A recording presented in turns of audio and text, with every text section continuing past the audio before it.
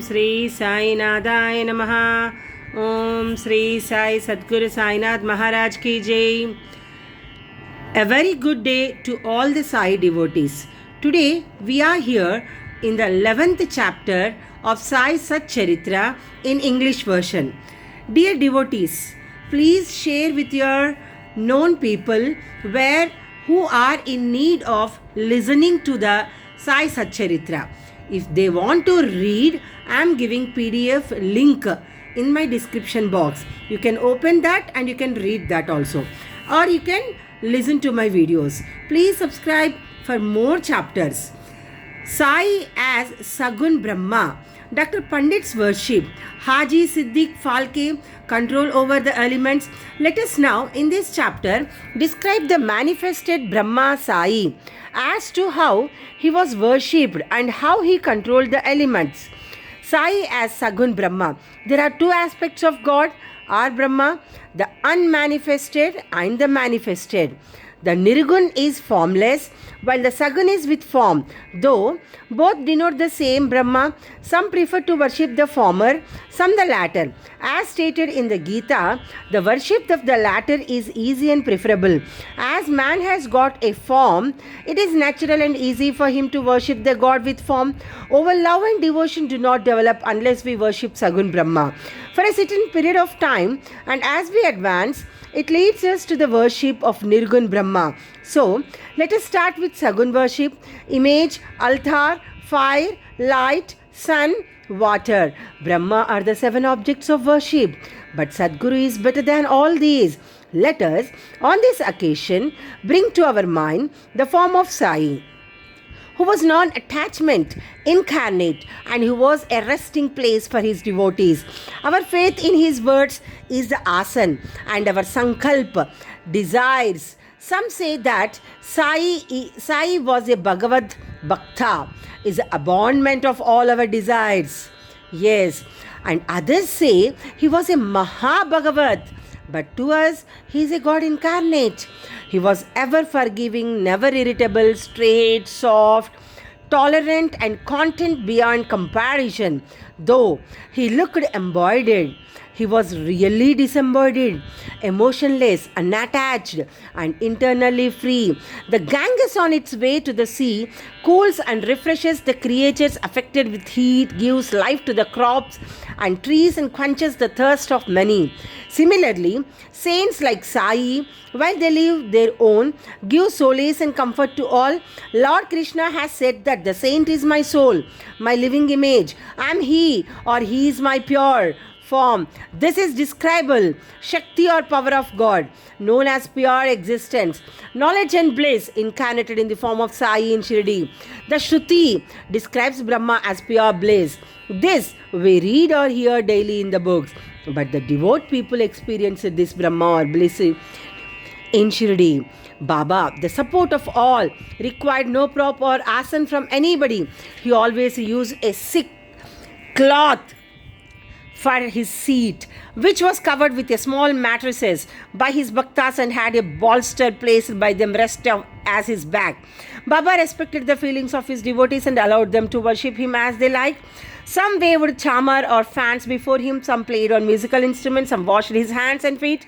Some others applied scent and chandan, some gave betel nut, which some others applied leaves, and some others offered naivedya. Though he looked like living in Shirdi, he was present everywhere.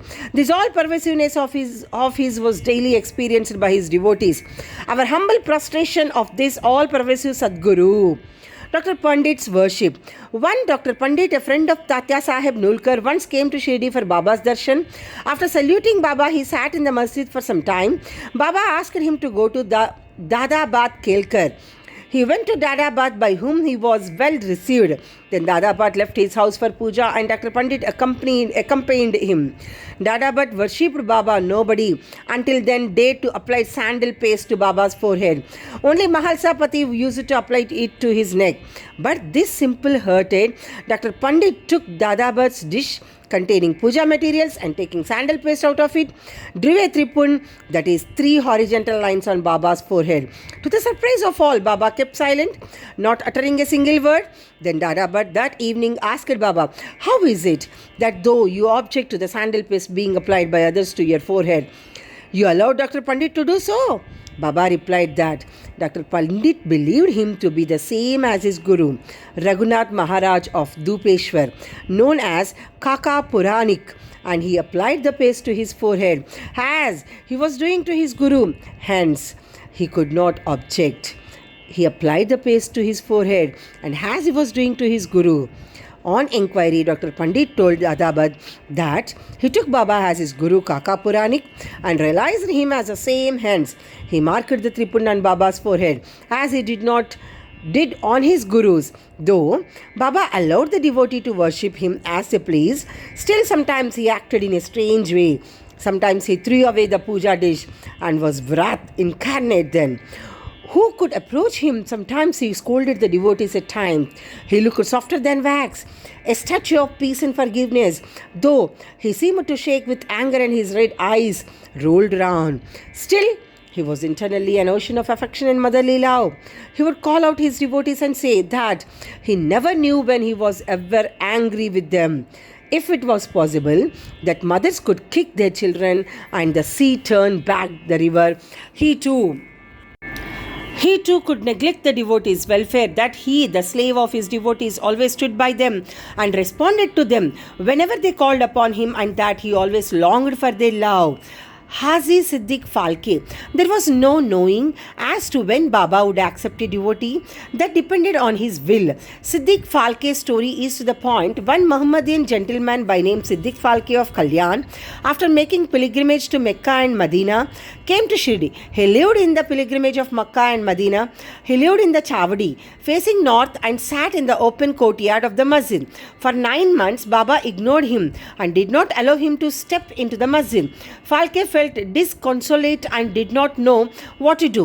Somebody advised him not to be disappointed, but to try to approach Baba through Shama, a close and intimate devotee of Baba. He told him that as they approached the Lord Shiva through his servant and devotee Nandi, so should Baba be approached through Shama. Phalke liked the idea and implored Shama to intercede for him. Shama agreed and on a convenient occasion spoke to Baba about him thus: "Baba, why don't you allow the old Haji to step into the masjid while so many persons freely come and go? After taking your darshan, why not bless him once?" Baba replied, "Shama, you are immature to understand things. If the fakir does not allow, what can I do? Understand things. Without his grace, who will climb into the masjid? Well, go to him and ask him whether he will come to the narrow footpath near the Barvi well." Shama went and returned with an affirmative answer. Again Baba said to Shama, "Ask him whether he is willing to pay me the sum of 40,000 rupees in 4 installments." Shama went and returned with the answer that he was willing to pay even 40 lakhs.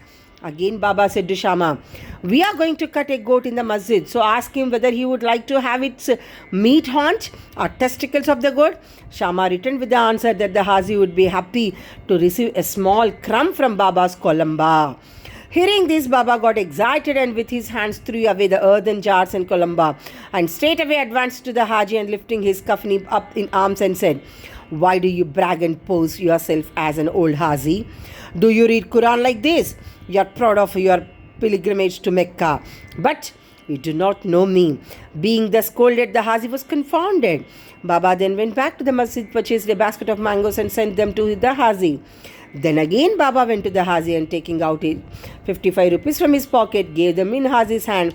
Thenceforth, Baba loved the Haji, invited him for meals, and the Haji thereafter came into the masjid. Whenever he liked, Baba gave him at times some rupees, and thus the Haji was enrolled in Baba's darbar. Baba's control over the elements. We shall close this chapter after describing 2 incidents showing Baba's control over the elements.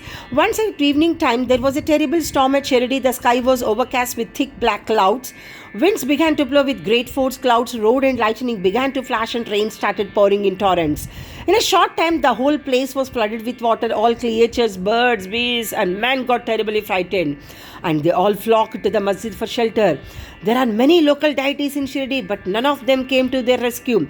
So they all prayed to Baba, their God, who was fond of their devotion, to intercede and quell the storm. Baba was much moved. He came out and standing at the edge of the masjid, addressed the storm in a loud and thunderous voice. Stop! Stop! Your fury and be calm. In a few minutes, the rain subsided, the wind ceased to blow, and the storm came to stop. Then the moon rose in the sky and people went back home well pleased. On other occasion, at noon, the fire in the Duni began to burn brightly. Its flames were seen to be reaching the rafters above. The people who were sitting in the masjid did not know what to do. They dared not to ask Baba to pour water to do anything to quench the flames. But Baba soon came to realize what was happening. He took up his satka and dashed it against the pillar in front, saying, "Get down, be calm." At each stroke of the satka, the flames began to slow down, and in a few minutes, the dunik became calm and normal. This is our Sai, an incarnation of God. He will bless any man who will prostrate and surrender himself to him. He who will read the stories of this chapter daily with faith and devotion will soon be free from all calamities, not only this, but also attached and devoted to Sai. He will get very soon God vision. All his desires will be fulfilled, and being ultimately desireless, he will attain the Supreme. Ameen. Bow to Sri Sai. Peace be to all. Om Sri Sai Nadaya Namaha. Sadguru Sai Nath Maharaj Ki Jai.